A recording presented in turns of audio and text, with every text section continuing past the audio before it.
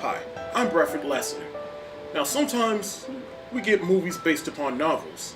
And, sometimes that movie based upon the novel was actually good. And, sometimes we as movie fans, we like to go back to the book so that we can read the brilliance that was the movie. And, sometimes studios and critics and actors, whoever, sometimes they see work that people on YouTube do. Sometimes they like to get the people's opinions on movies and books or whatever. And who knows, maybe those book companies out there and the authors of those books are probably looking. So, to any book company out there, and to the authors out there that's looking to make a good book, I beg you to please stop making boring-ass, cheesy-ass, fucking generic, overhyped love stories.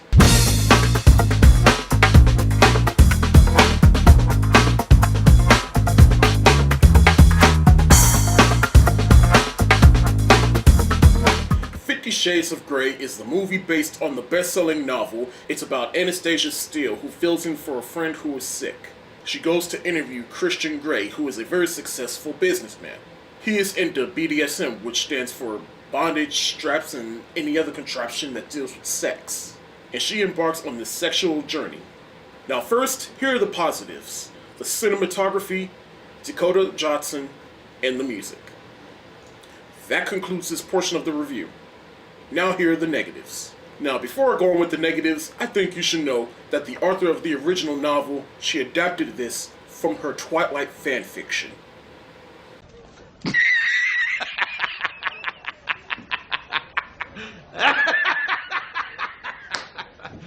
I kid you not, there are elements of this film that were inspired by Twilight. You got Anastasia Steele. She's that type of girl that's like, save me from my boring life. And then she meets a man and she falls for him. That is Bella. You got Christian Grey. He takes her flying. He is dominant and controls her. That is Edward from Twilight. Now, because he's dominant, he controls her every move because he is a dominatrix, because he is a freak. Like all the S&M stuff, hey, it is what it is. There's nothing wrong with that, and everybody has their bedroom kinks. But it is when the entire movie, he pretty much doesn't want a relationship. Like, this is friends with benefits to the extreme. The entire movie is about him wanting her to sign this contract so that he has sex with her. He has all these rules within the contract. They sleep in separate bedrooms. And the tip of the iceberg is when she tells him she's a virgin. And he is like, where have you been all my life? There were a bunch of red flags in this movie, and this should have been the big one. When I first saw that scene in the theaters, there was a lady in the front screaming, run for your life! And, I just laughed. There are many reasons to think that he was a creep, but I guess she just went with it because, hey, he's rich. That's the first thing that popped in her head. That is female character development 101 right there. They are clearly saying that she needs a man to make her happy. Back to the Twilight stuff, there is a character named Jose, and he's in love with Anastasia, but he is friend-zoned. That is Jacob. I said the cinematography in the movie was a positive. Well, that's because the DP of this movie was the same DP of the first Avengers movie. Well, hey, you heard the old saying, polish a turd, it's still a turd. Well, that can be said about getting a good cinematographer for a shit movie. You make a good movie look good, the movie will still be bad. Though the movie did still look good. Hey, I'd be lying if I said the movie didn't look good. But I'm not a dipshit, just because the movie was shot good doesn't make up for substance.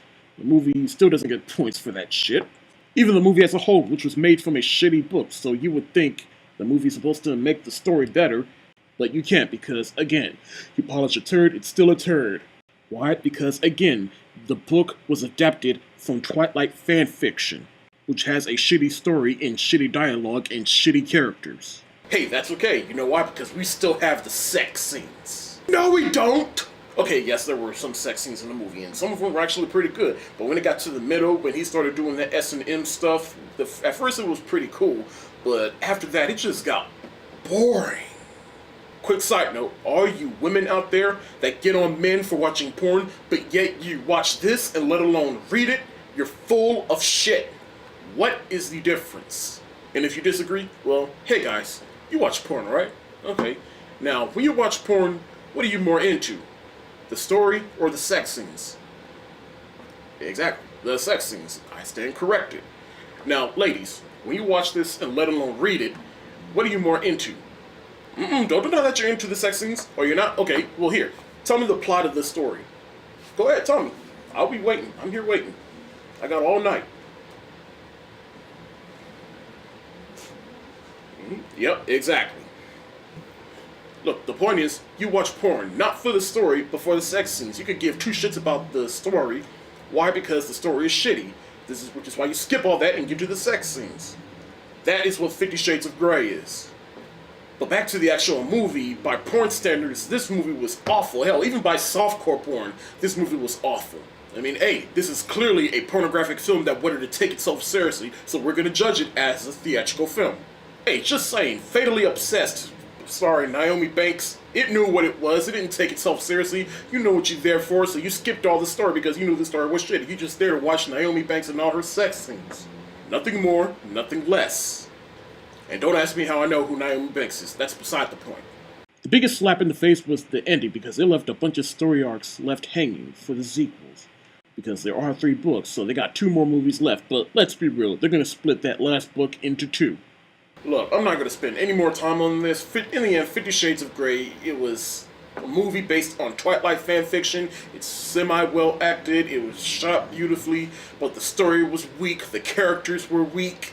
You would think after the first movie it would get better, like maybe the next movie it might actually be good. But no, I'm wise to the act. I'm not going to get fooled again into seeing this movie and drink the Kool-Aid thinking that this may be a good movie. This movie was horrible, and now we gotta power through this franchise for 2 or 3 more movies. And when I am bored checking my watch through sex scenes, that is really bad.